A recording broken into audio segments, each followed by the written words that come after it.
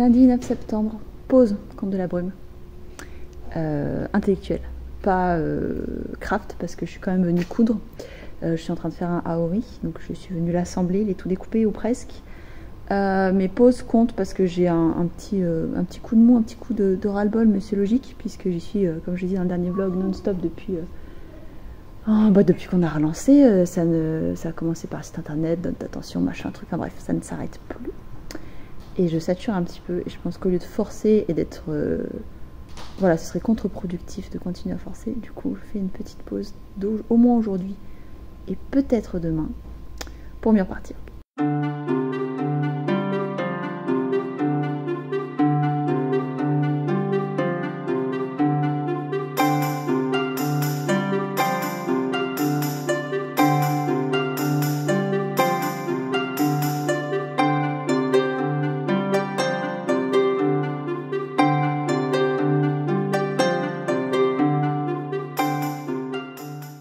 Mercredi 11 septembre, je suis toute seule pour 15 jours parce que mon fils est avec son père pour 15 jours.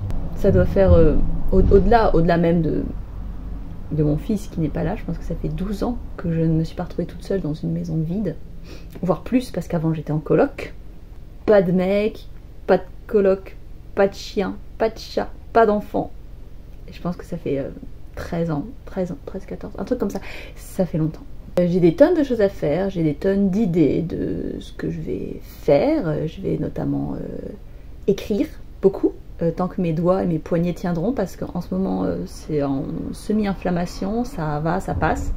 Je vais coudre, j'ai plein de coutures à faire. Mais là il est 15 h et donc du coup j'ai encore tellement de temps devant moi, tellement de temps, que je ne sais pas ce que je vais faire. Bon, j'ai quand même beaucoup de couture à faire, donc je pense que je vais commencer par aller coudre au hangar. Quand j'en aurai marre, sans doute vers 18 h, je rentrerai.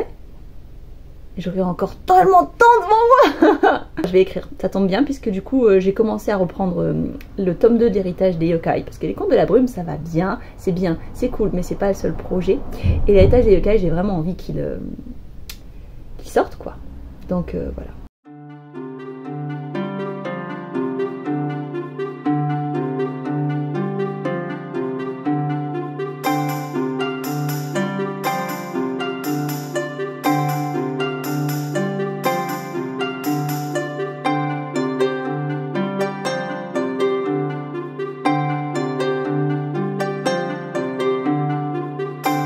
Samedi 14 septembre, je pars du hangar après avoir fini la base d'un des costumes qu'il fallait que je fasse et l'avoir mis sur Bob. Coucou Bob. Bon, c'était que la base qui est déjà en elle-même très chouette. Maintenant, il va falloir que Lutin passe par là, donc le co-créateur de l'univers et en binôme quoi. Il va falloir qu'il passe par là et puis que moi aussi j'y repasse et tout. Elle est belle cette base, mais j'ai tellement travaillé dessus.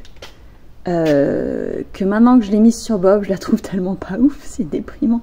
Mais là du coup, donc cette semaine, les BG qui étaient à finir, je les ai confiés à un autre de nos orgas, à Sylvain, pour pouvoir m'occuper des docs et des trucs, le briefing des PNJ, des fiches PNJ, des machins, trucs et tout. Donc j'ai ça, je crois que c'est blindé jusque mardi, et de trucs à faire en soirée. Le matin j'écris.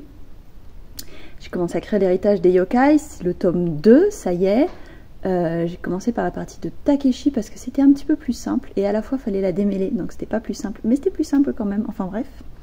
Elle est plutôt bien lancée, elle se démêle un peu au fur et à mesure.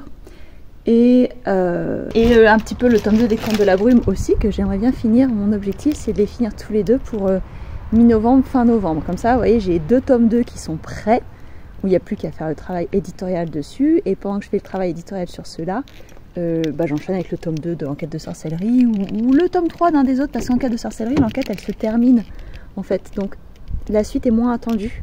Et d'ailleurs quand le tome 2 des contes sera écrit, la suite sera moins attendue aussi, puisque ce sera la fin de l'histoire de Konami. En tout cas ça avance, et j'aurai donc normalement arrivé à fin novembre 2 tomes d'avance, pour pouvoir faire des sorties en 2025 finalement. Parce que voilà, les Contes de la Brume, il y a 6 ans quand on les faisait, là, quand on l'a lancé en 2015 et qu'on a arrêté en 2018, on a toujours affiché clairement que c'était un projet professionnel avec lequel on voulait gagner notre vie. Et si on l'a réussi, c'était seulement grâce à du mécénat, un financement participatif mensuel.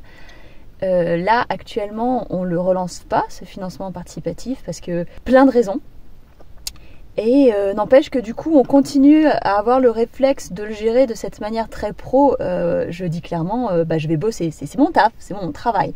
Il n'y a pas de salaire. Et encore pire qu'avec les bouquins, parce que quand on est auteur, on n'a pas beaucoup de salaire non plus finalement, à moins d'avoir la chance de faire un best-seller, mais c'est pas la belle vie non plus. Mais il y a quand même des sous qui peuvent arriver à un moment, alors que là actuellement, les Contes de la Brume, tout ce qu'on fait, là, ça prend une grosse partie de temps de travail, mais il n'y a pas de salaire à la clé. Donc il faut que j'arrive à avancer mes livres malgré tout. Et la chronique des contes, il faut que j'arrive à trouver un équilibre, parce que elle est relancée. Là, il y a un chapitre là, mais on préchote déjà la suite en fait. Mais il va y avoir un équilibre à trouver, parce que les Contes de la Brume, tels qu'on les faisait 3 fois par an, avec un gros suivi, beaucoup d'écriture et tout, en le portant à 2, accompagné toujours à la fois de 3 ou 4 orgas max. Donc actuellement, c'est ce qu'on est. On est 7, 8 dans l'équipe orga. Et c'est un temps plein qu'on n'a pas. Parce que voilà. Donc il faut que je trouve un juste milieu. Et le juste milieu, ça va être de dire que là, je vais d'abord aller écrire avant de faire ce qu'il y a à faire pour les comptes.